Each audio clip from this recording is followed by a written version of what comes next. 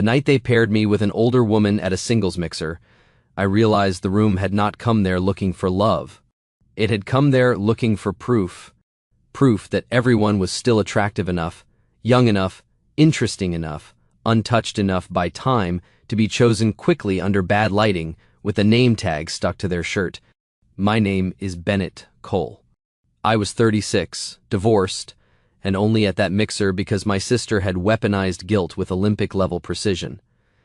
You work from home, she'd said. You eat standing over the sink. You call the dog park a social life. Go meet people. I meet people. The UPS driver does not count. He knows my name. That's because you order coffee filters in bulk like a man preparing for winter. So that Friday night, I stood inside a hotel lounge in downtown Charlotte wearing a navy shirt, dark jeans, and a name tag that said Bennett, architectural drafting consultant, which somehow made me sound less interesting than a printer. The event was called Matched After Dark because apparently embarrassment needs branding. The concept was simple. You walked in, filled out a card, answered a few questions about hobbies and values, and then an organizer paired you with someone for 10-minute conversations. Every 10 minutes, a bell rang, and you moved on. Efficient. Awful. The room was full of people pretending not to judge each other while doing almost nothing else. Men checking watches. Women checking exits. Everyone laughing a little too loudly, like confidence was a group project. I lasted 20 minutes before I started planning my escape. Then the organizer, a woman in a red blazer with a headset and the energy of a cruise director, tapped her microphone. All right, everyone. For our next round, we're doing a surprise match. No cards, no preferences, just chemistry. That got groans, applause, and one man near the bar saying, "Dangerous," like he was auditioning for a cologne commercial. I was assigned to table 7. When I got there, she was already seated. And the room noticed before I did. That was the first thing I registered. Not her age, not her face, not her dress. The room. That little ripple of attention people try to hide when they think something has become interesting for the wrong reason. She was older than me, mid-40s, maybe, late 40s. It was hard to tell because she carried herself with the kind of calm that makes age feel less like a number and more like rank. She had dark auburn hair swept loosely over one shoulder, fine lines at the corners of her eyes, a black dress that fit her simply and well, and a glass of water untouched in front of her. Her name tag said, Vivian, gallery owner. She looked up at me as I approached. Not nervous, amused maybe, but guarded underneath it, like she had already understood what kind of little experiment the room thought it was watching. Bennett, she said, reading my name tag. You look like you've just been sentenced. I pulled out the chair across from her. That depends. Are you the punishment or the jury? One corner of her mouth lifted. Neither. I'm apparently the twist. That line was so clean, I laughed before I could stop myself. Good laugh, too. Real. A few people nearby looked over. Vivian noticed that, too. Of course she did. The bell hadn't even started our 10 minutes yet, and I already understood she was sharper than most of the people in the room. I should warn you, I said, sitting down. I'm terrible at mixers. Good, she replied. People who are good at these events concern me. Because they practice? Because they enjoy being evaluated in fluorescent intimacy. I stared at her. Then I laughed again. The second time, the guy at the next table actually stopped talking to his date for half a second. Vivian's eyes flicked toward him, then back to me. Careful, she said softly. You're making this look accidental. What? Enjoying yourself. There was no bitterness in her voice. That made it worse. The bell rang. 10 minutes began. The organizer passed by our table with a smile a little too bright. You two have fun. Vivian watched her go, then looked at me. That woman hates subtlety. She runs singles mixers at hotels. Subtlety probably resigned. That got the first real smile out of her. And I'm not saying the whole room changed when she smiled. I'm saying mine did. For the next few minutes, we talked about work. Her gallery was small, independent, and focused mostly on regional painters and photographers. Mine involved restoring old building plans, adaptive reuse projects, and convincing developers that historic trim was not an enemy combatant. That's surprisingly romantic, she said. Old window frames? Keeping something from being erased. I looked at her then. Really looked. Not because she had said something flattering, because she had understood something most people missed. Before I could answer, a laugh came from the bar, not loud enough to be openly cruel, just loud enough to be heard. The cologne commercial guy was talking to two other men, and one of them glanced at Vivian before whispering something. Then, all three looked at me. One mouthed dramatically, "Good luck." I saw Vivian see it. Her expression didn't change much, but her hand moved once around the stem of her water glass. There are moments in a room when everyone expects you to choose a side without admitting there are sides. This was one of them. I could have ignored it. That would have been easy. I could have given Vivian a polite smile, survived the 10 minutes, and left with the same quiet cowardice most people mistake for manners. Instead, I stood. Vivian's eyes lifted to mine. The room noticed again. The organizer looked over from across the lounge.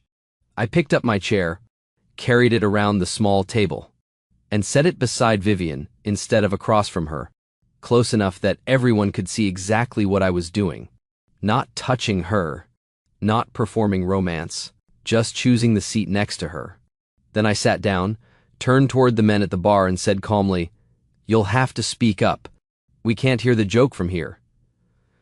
The room went silent, completely silent. The man who mouthed "good luck" suddenly became fascinated by his drink. Vivian did not look at them.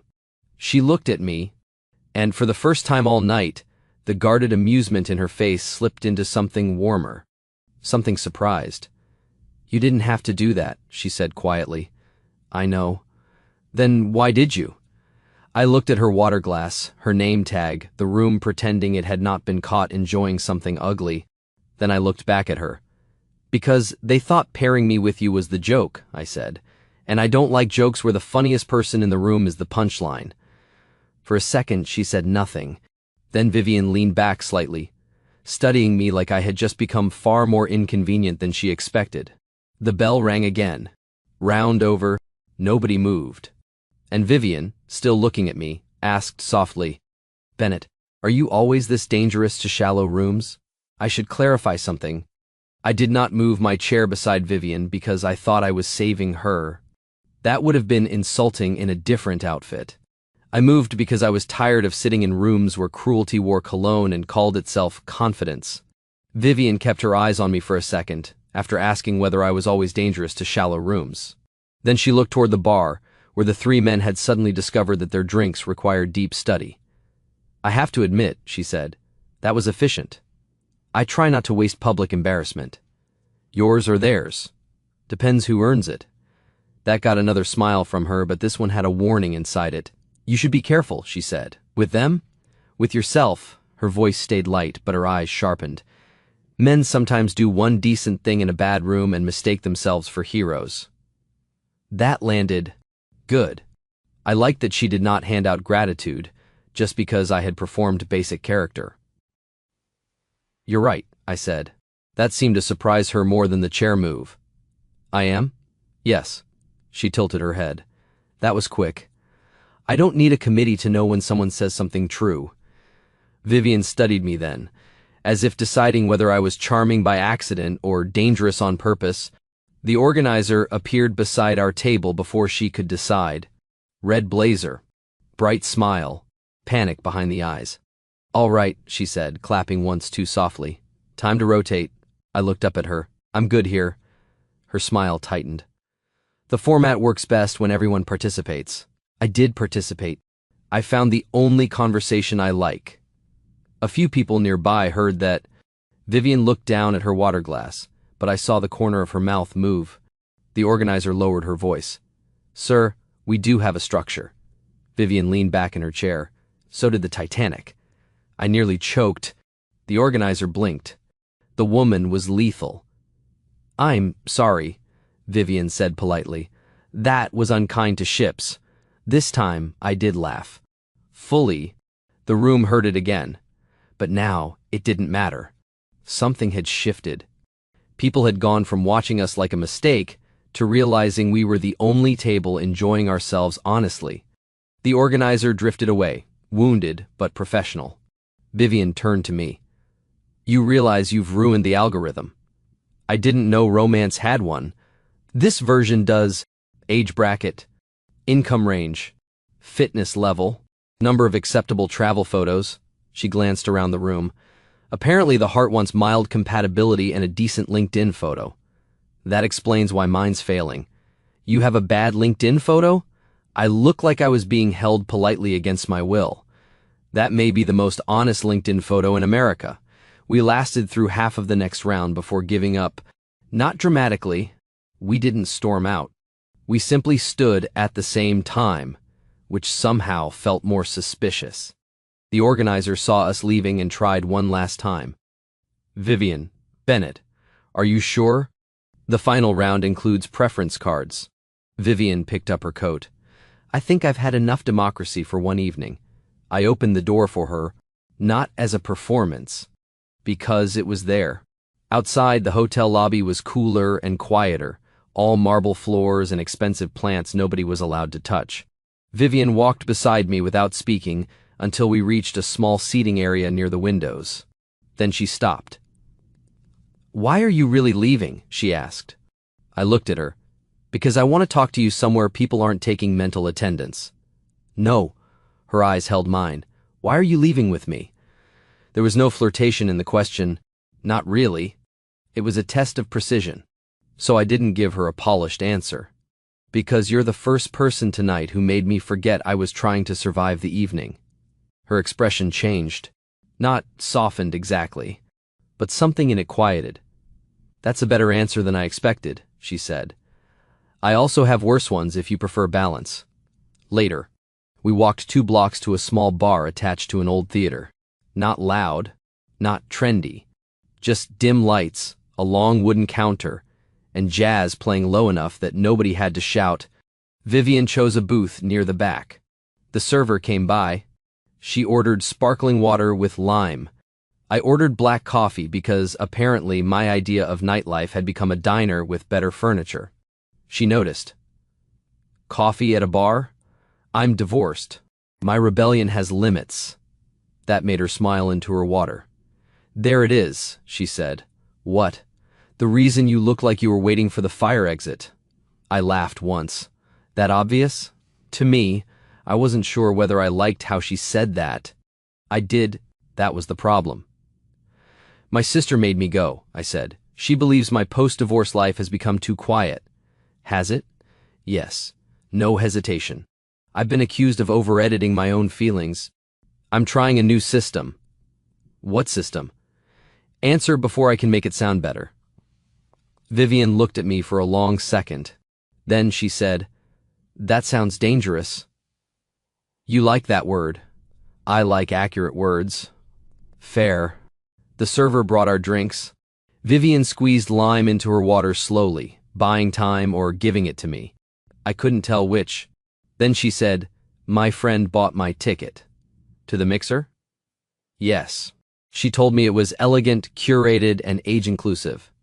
Vivian's smile turned dry, which, translated from hopeful friend, meant I would be the oldest woman in a room full of people pretending not to notice. You almost left. Yes. When? When the organizer looked at me and said, Don't worry, we have someone open-minded for you. My hand tightened around my coffee cup. Vivian saw it. Careful, she said again, but softer this time. Don't turn angry on my behalf if it makes you stop listening. That line was so good it annoyed me. So I listened. She looked down at her glass. I'm not ashamed of being older than you, Bennett.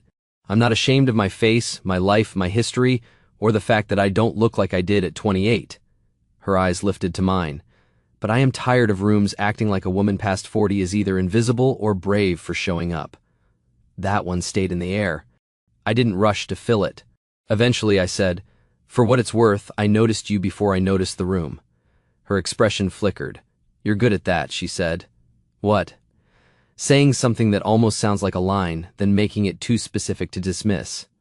I can make it worse. Please don't. I noticed your water first. That got a laugh out of her. My water? You hadn't touched it. Everyone else was drinking like social anxiety had a 2-item minimum. You were just sitting there, perfectly still, like you'd already solved the room and disliked the answer. Vivian looked at me then in a way that made my coffee feel suddenly unnecessary. That, she said quietly, is exactly what happened. And for the first time all night, the age difference stopped feeling like the room's judgment and started feeling like the least interesting thing about her. Then her phone lit up on the table. She glanced at it. Her face changed. I didn't ask. She turned the screen slightly toward me anyway. A text from someone named Marissa. Please tell me you didn't leave with the younger guy. People are talking. Vivian stared at it. Then she laughed once, but there was no humor in it. I looked at the message, then at her, and before I could stop myself, I said, "Let them." Her eyes lifted, not amused this time, interested. "Bennett," she said, "that is either confidence or trouble." I held her gaze. Maybe both. I should have known better than to say maybe both to a woman like Vivian Vale. She didn't blush. She didn't giggle. She simply watched me across the booth with that calm, assessing expression, as if I had handed her an interesting object and she was deciding whether it belonged in a gallery or in evidence. Then she set her phone face down. "Trouble usually sounds better before it costs anything," she said. "That sounds like experience." "It is." I didn't rush to answer. That was one thing I was learning about her quickly. Vivian didn't reward fast responses unless they were honest. Anything too polished seemed to bore her. So I leaned back and said, "My divorce taught me that avoiding trouble doesn't guarantee peace." Her expression shifted. Not sympathy. Recognition. "That is unfortunately true." The bar hummed around us. Low music, glasses, a couple laughing near the door. Outside, hotel guests moved past the window in little groups, all dressed for evenings that probably made more sense than mine. Vivian picked up her water again. "How long? Since the divorce?" She nodded. 2 years. "Was it awful?" Quietly. That made her look at me more carefully. I continued before I could turn it into something easier. "No huge betrayal. No dramatic final scene. We just got very good at being polite while becoming strangers. By the time she left, the house felt like a waiting room where nobody had an appointment." Vivian's face softened at the edges. "That may be worse," she said. "It was less cinematic. More expensive." She laughed, but gently. Then she said, "I was married once." I should not have been surprised. I was. Once? 14 years. Divorced at 41. She said it plainly, but I could hear the weight behind the clean delivery. "What happened?" Vivian smiled into her glass. "He traded depth for novelty and called it rediscovering himself." I stared at her for half a second. Then she added, "That was the polite version." "I'd like the impolite version."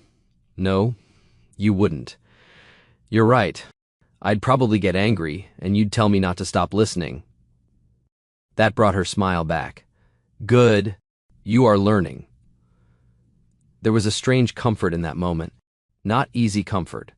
More like standing beside someone at the same overlook after taking completely different roads to get there. We weren't the same. That was obvious. She had a decade on me, a gallery, a history, an elegance I could not fake if I had a month and a consultant. But we were both old enough to know that loneliness can look very respectable from the outside. Her phone buzzed again. This time, she ignored it. Then mine buzzed. "My sister.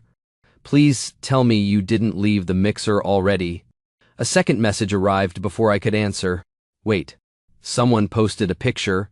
Is that you moving your chair next to an older woman like a Victorian bodyguard?" I looked at the screen.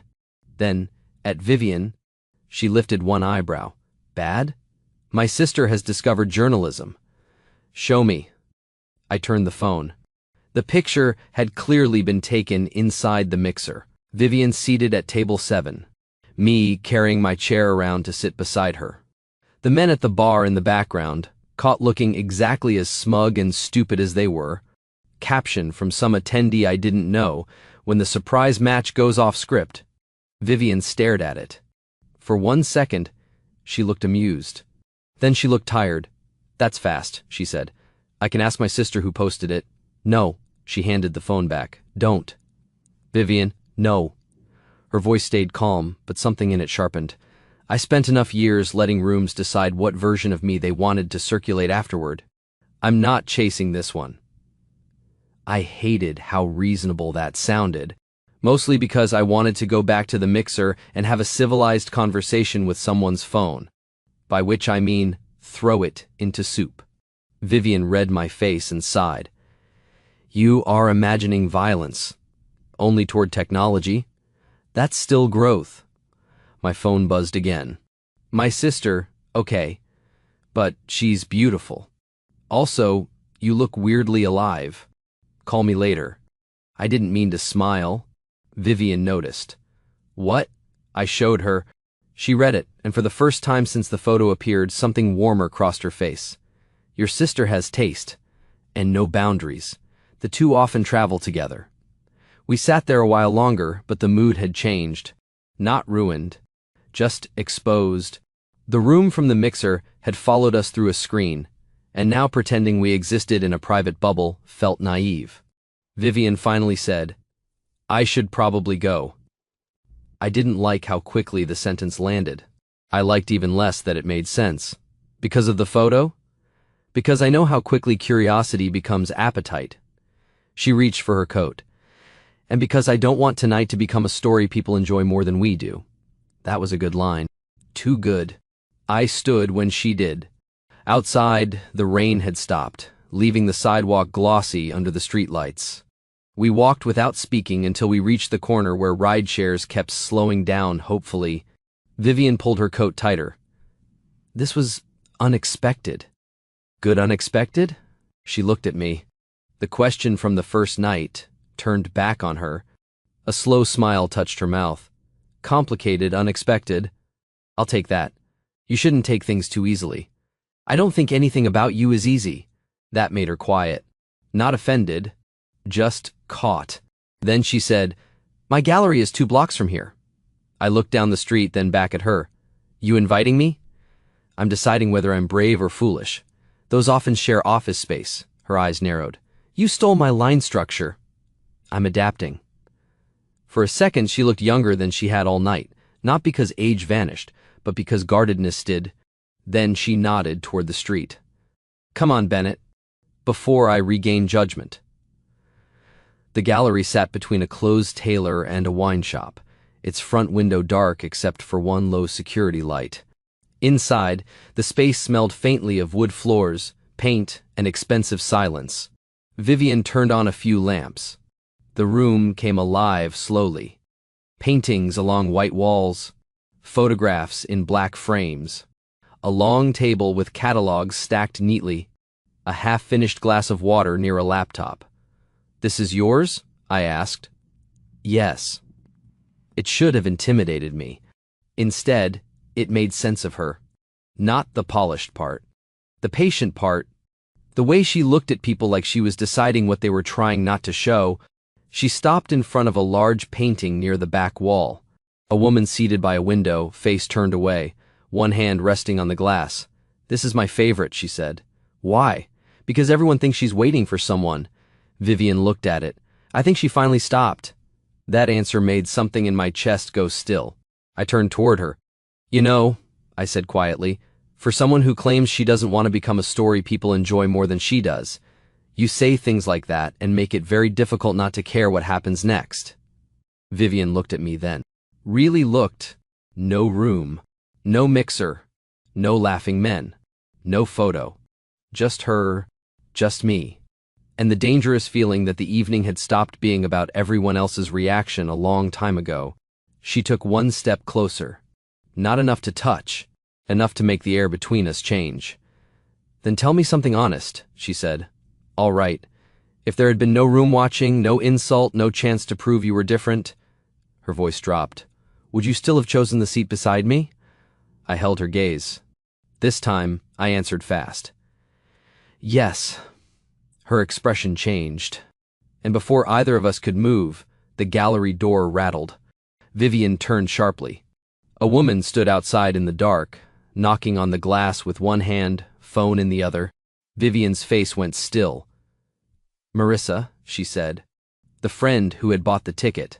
The friend who had sent the message. And judging by Vivian's expression, the one person who could make this night turn from complicated into something much worse. Marissa knocked again. Not hard. Worse. Urgent. Vivian didn't move at first. She stood in the middle of her own gallery, shoulders squared, face calm in a way that looked almost painful. "Do you want me to leave?" I asked quietly. Her eyes stayed on the door. "No." One word. Enough. She walked to the entrance, unlocked it, and opened the door only halfway. Marissa pushed in anyway. She was probably Vivian's age, maybe a little younger, wearing a camel coat and the expression of someone who had spent the last 10 minutes rehearsing concern and arrived with accusation instead. "Oh, thank God," she said. Then she saw me. "You're still with him." Vivian closed the door slowly. "Good evening to you, too." Marissa looked between us, then lifted her phone. "Do you know people are sharing that picture?" "Yes." "And you left with him?" Vivian's face didn't change. "I was there when I left. That's not funny. It wasn't intended to be." Marissa turned to me then, and I could see the calculation happen. Younger man. Mixer. Viral-ish photo. Gallery after hours. A story she had already decided was dangerous before asking one useful question. "Bennett, right?" she said. "Yes. I'm sure you're having a very interesting night, but Vivian has had enough people treat her like a novelty." That hit the room sharply. Vivian's eyes narrowed. "Marissa." "No," Marissa said, still looking at me. "I'm sorry, but I'm not going to stand around while some man from a singles mixer gets a thrill out of being seen as open-minded." The gallery went very quiet. I should have gotten angry. I almost did. But Vivian had already told me twice not to turn anger on her behalf into something that stopped me from listening. So I said, "That would bother me too." Marissa blinked. Clearly not the answer she wanted.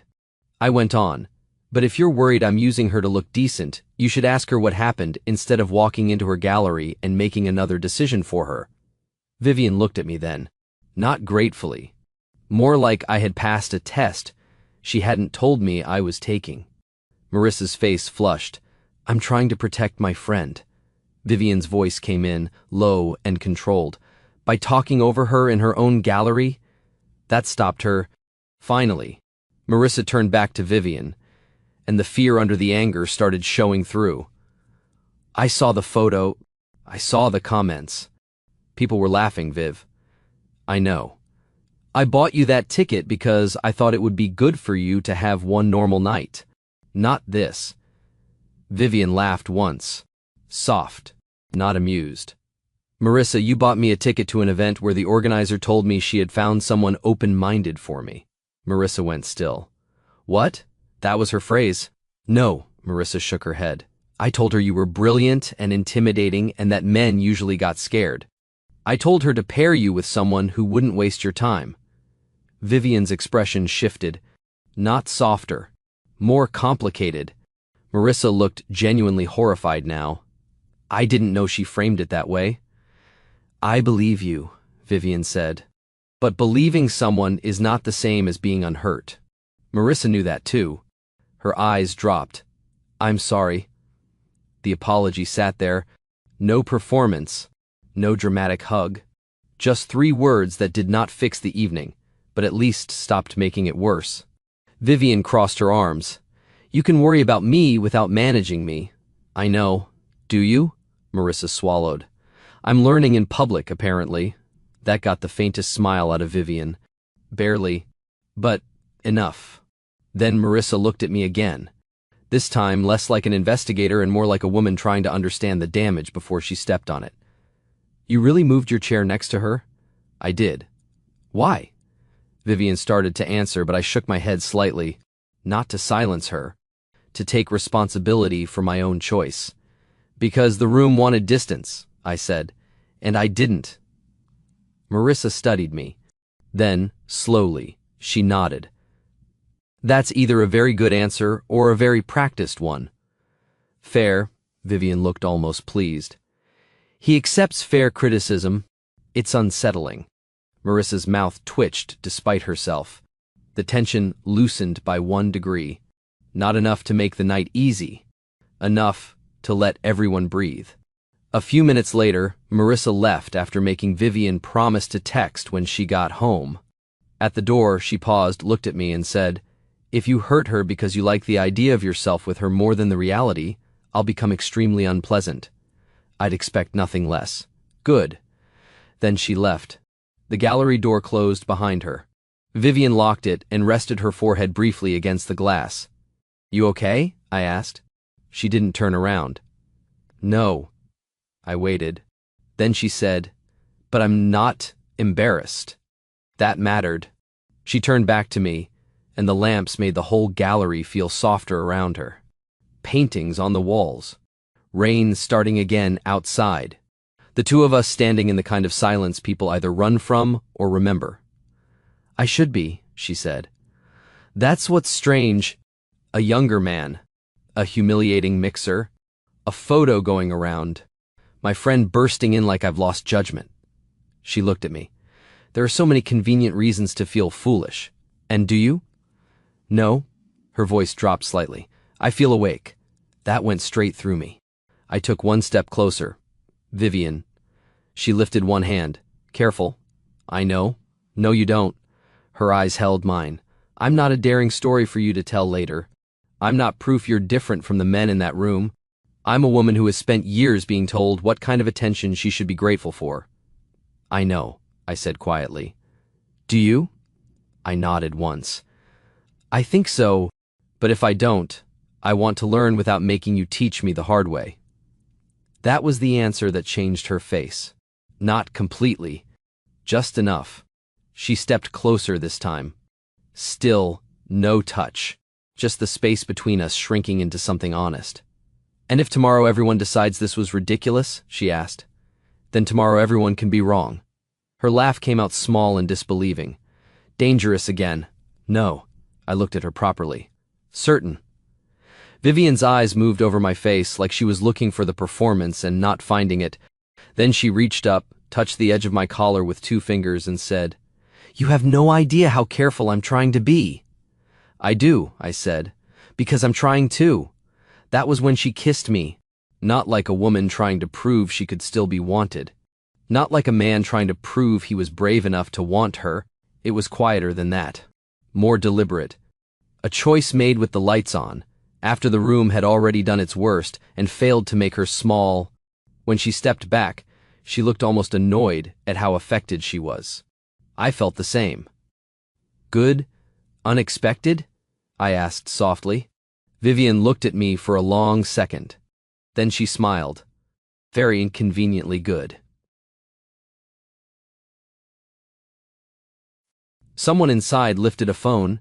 Vivian saw it. So did I. For half a second, neither of us moved. Then she reached for my hand.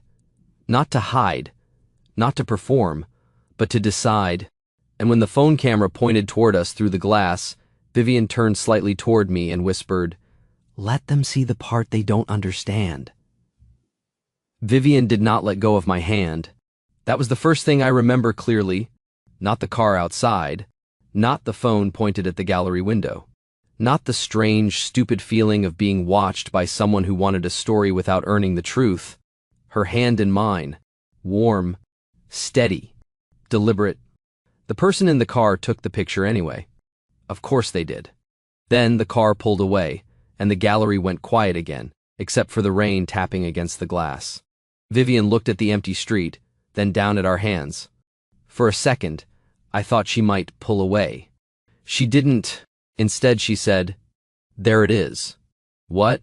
"The part where this becomes real enough to cost something." I looked at her. "Does that make you want to stop?" She turned back to me. "No," she said. "It makes me want to be very clear." That was Vivian. Even after a kiss. Even after a ridiculous mixer.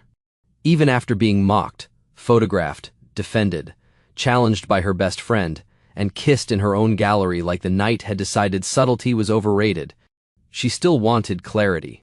So we sat at the long table near the catalogs and had the least romantic conversation two people can have after a first kiss, which made it strangely perfect. She told me she would not be someone's rebellion. I told her I did not need a rebellion. I needed a life with more truth in it. She said she would not compete with the ghost of my divorce. I told her my divorce had taught me what silence costs, not what love should be. I said I didn't want to turn her age into some brave statement. She said, "Good, because I am not a public service announcement with earrings." That made me laugh so hard she finally smiled. By the time I left the gallery, it was after midnight. We did not pretend the evening had been normal. We did not pretend the kiss meant everything was simple. And we definitely did not pretend people would stop talking because we had decided their opinions were shallow. By morning, the second photo was already circulating. Not viral, not famous, just enough. A few comments under the Mixer post, a few jokes, a few people acting like an age gap between consenting adults was a public emergency. One man wrote, "Bro really took the cougar bait," which told me everything I needed to know about his loneliness and vocabulary. I expected Vivian to retreat. She didn't. At 11 that morning, her gallery account posted a photo of the painting she had shown me the night before, the woman by the window, the one everyone thought was waiting. Caption, "Not every woman is waiting to be chosen. Some are deciding who gets to stay." No mention of me. No explanation. No apology. That afternoon, she texted me, "Dinner. Thursday. No audience." I wrote back, "Yes." Then another message came through. "And Bennett?" "Yes." "Do not wear the shirt from the Mixer. It looked like you were trying to convince a bank you were emotionally stable." That was when I knew I was in trouble. Thursday became dinner. Dinner became Saturday morning at her gallery while she unpacked a shipment and I pretended not to enjoy being handed tasks. Saturday became a walk through a design market. Then, a Sunday afternoon where she came to my place, met my sister, and somehow within 20 minutes had Lydia laughing so hard she forgot she had planned to interrogate her. After Vivian left, Lydia stood in my kitchen with her arms folded and said, "Okay. Okay, what? She's terrifying." She is not terrifying. She looked at me once and I confessed that I lied about liking yoga. "That sounds like efficiency." Lydia pointed at me. "You look happy." That shut me up. Because I did. Not giddy. Not foolish. Not like a man trying to prove that life after divorce could still surprise him. Happy, in a quieter way. Like a room had opened somewhere inside me and the light was better there. 3 months later, the Mixer photo was old news. But Vivian was not. She was part of my days now in small, specific ways that felt more intimate than drama. She sent me photos of terrible hotel lobby art. I sent her old building details she would either admire or insult. She learned that I made breakfast badly, but consistently. I learned she hated people touching her gallery walls, but would let small children sit on the floor during openings if they were looking at the art seriously.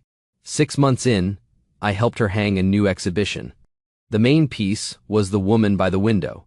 Except this time, beside it, Vivian had placed a second painting from the same artist. Same woman, then Vivian herself carrying one suitcase and saying, "If this becomes domestic in a boring way, I reserve the right to object." It did become domestic. Beautifully.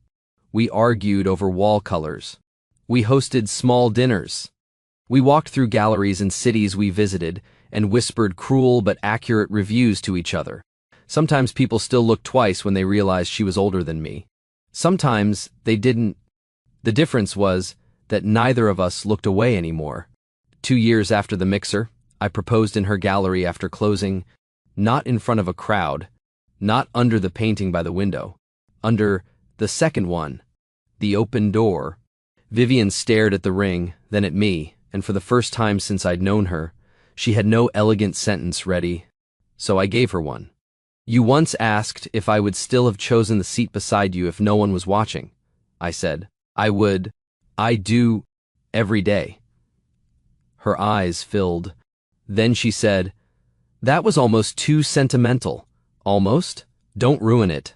"I won't." She said yes. Then she kissed me in the empty gallery, and this time nobody was outside with a phone. Years later, when people asked how we met, Vivian usually said, "A very badly designed singles mixer." I'd say, "Best bad room I ever walked into." And she'd give me that look, the one that still made me feel like I had been chosen by the sharpest person in the room, not because I made a scene, but because I stayed after the scene was over. The truth was, they paired me with an older woman because they expected discomfort. They expected the wrong reaction. They expected her to be the test. But they had it backward. The test was never whether I could see past her age. The test was whether I could recognize a woman who had already become exactly herself and be brave enough to sit beside her. What would you have done if you were paired with someone at a singles mixer and realized the whole room expected you to treat her like a joke? And have you ever seen people underestimate someone just because of age, appearance, or assumptions before they even knew the person? Tell me your story in the comments. If you liked this one, leave a like, subscribe, and I'll see you in the next video.